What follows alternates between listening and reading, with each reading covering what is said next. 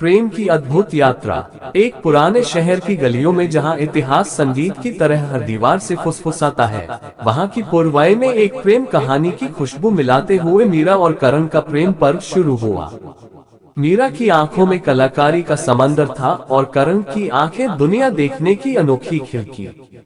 मीरा, जो अपनी चित्रकारी से जीवन के सभी रंगों को कैनवास पर उकेरने का अद्भुत कौशल रखती थी, वहीं करण, जिसका कैमरा पलों की किताब में एक एक क्षण की कहानी संजोता था।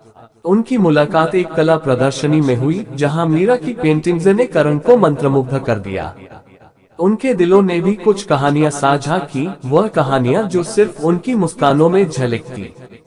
समय के साथ उनका साथ गहराता गया। मीरा के ब्रश और करण के लेंस ने एक दूजे का पूरक बनकर संसार को एक नई दृष्टि दी।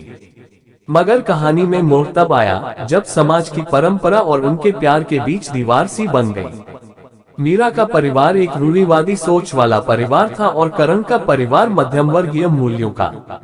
लेकिन प्रेम की इस यात्रा में छोटे छोटे पल महत्वपूर्ण थे। उन्होंने सिखाया कि प्यार में जरूरी नहीं है कि सारे प्रश्नों के उत्तर हो, कभी कभी प्रश्नों के उत्तर खुद प्यार होता है। मीरा और करण का प्रेम, जो शब्दों से परे था, उनकी आंखों की खामोशी में बोलता था।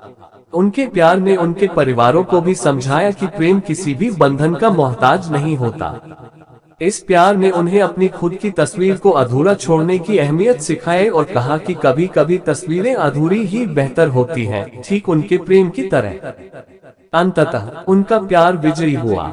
उनकी कहानी ने साबित कर दिया कि प्रेम की अन्य कहानियों के बीच उनकी अद्भुत यात्रा की एक अनूठी और अमिट छाप है।